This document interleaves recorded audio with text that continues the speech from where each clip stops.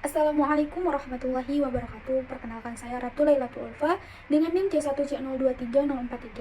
Di sini saya akan menjelaskan tentang hukum pajak, alasan pemerintah memungut pajak, teori pemungutan pajak, dan asas pemungutan pajak. Baiklah, yang pertama saya akan menjelaskan tentang pengertian pajak.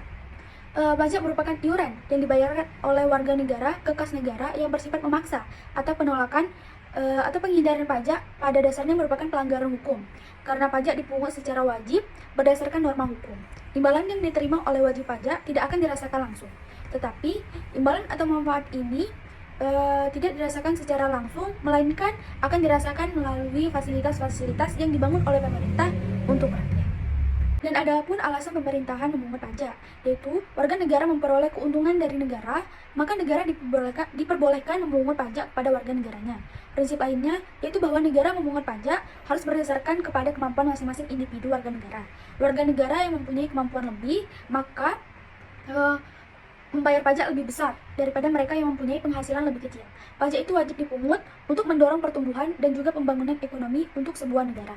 Dan adapun definisi pajak di sini, menurut Halim 2014, definisi pajak menurut Profesor Dr. PJA Andriani dalam Brotodiharjo pada tahun 1993, pajak adalah iuran kepada negara atau dapat dipaksa yang terutang oleh yang wajib membayarnya menurut peraturan-peraturan dengan tidak mendapatkan prestasi kembali.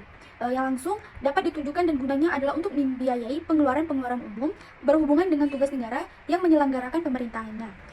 Dan adapun di sini unsur-unsur pajak yaitu dengan mengacu pada definisi-definisi dia tersebut, khususnya definisi dari Rahmat Sumetro, maka dapat diketahui unsur-unsur dari pajak yaitu yang pertama, ada undang-undang yang mendasari.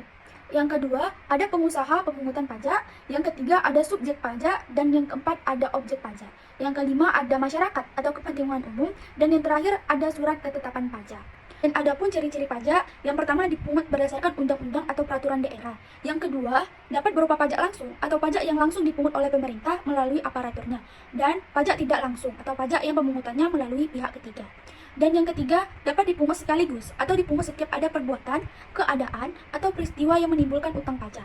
Dan adapun yang keempat, tanpa ada imbalan yang secara langsung dapat ditunjukkan, yang artinya pembayaran pajak dilakukan oleh wajib pajak tidak mengakibatkan dia mendapatkan imbal balik yang secara langsung diterima atau dapat ditunjukkan. Yang kelima, sebagai alat pendorong, yang artinya pajak dapat digunakan untuk mendorong adanya investasi jika ada fasilitas insentif di bidang perpajakan atau penghambatan, yang artinya pajak dapat digunakan untuk menghambat pemborosan atau dapat berlaku hemat. Dan yang terakhir, penggunaan pajak sebagai alat untuk mencapai tujuan yang ada di luar bidang keuangan. Dan adapun teori pemungutan pajak, yang pertama adalah teori asuransi. Teori ini menyatakan bahwa negara bertugas untuk melindungi orang dan segala kepentingannya meliputi keselamatan dan keamanan jiwa dan harta bendanya. Yang kedua, ada teori kepentingan. Teori ini awalnya hanya memperhatikan pembagian beberapa pajak yang harus dipungut dari sebuah penduduk. Pembagian beban ini harus berdasarkan atas kepentingan masing-masing orang dalam tugas-tugas pemerintahan. Yang ketiga, ada teori gaya pikul. Teori ini menyatakan bahwa dasar keadilan pemungutan pajak terletak pada jasa-jasa yang diberikan oleh negara kepada warganya.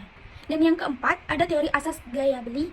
Teori ini mempersoalkan asal mula negara memungut pajak, tapi hanya melihatkan pada efeknya dan memandang efek yang baik itu sebagai dasar keadilan.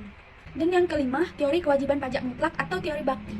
Teori ini berdasarkan pada paham yang mengajarkan bahwa karena sifat suatu negara timbul hak mutlak untuk memungut pajak. Dan yang terakhir itu asas pemungutan pajak.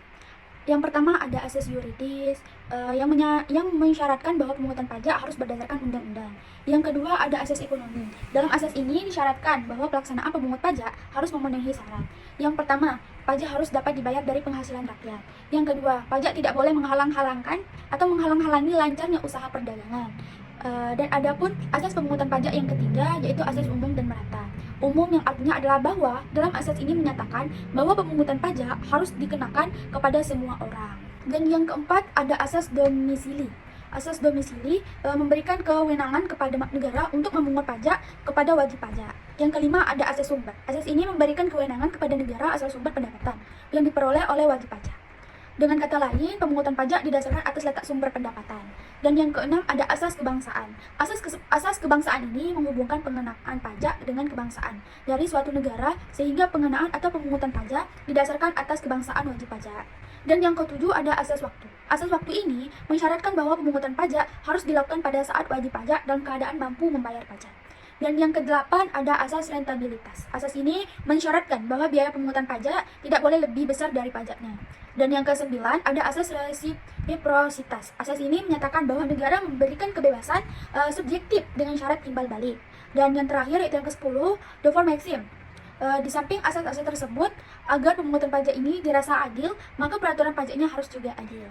Dan adapun kesimpulan dari materi perpajakan yang saya sampaikan ini yaitu pajak merupakan iuran yang dibayarkan oleh warga negara ke kas negara yang bersifat memaksa, dan penolakan atau penghindaran pajak pada dasarnya merupakan pelanggaran hukum karena pajak dipungut secara wajib berdasarkan norma hukum.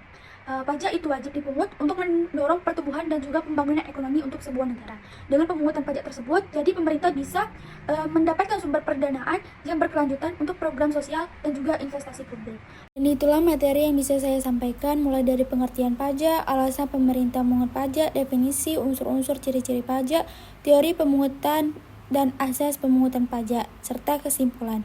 Kurang lebih mohon maaf. Terima kasih. Wassalamualaikum warahmatullahi wabarakatuh.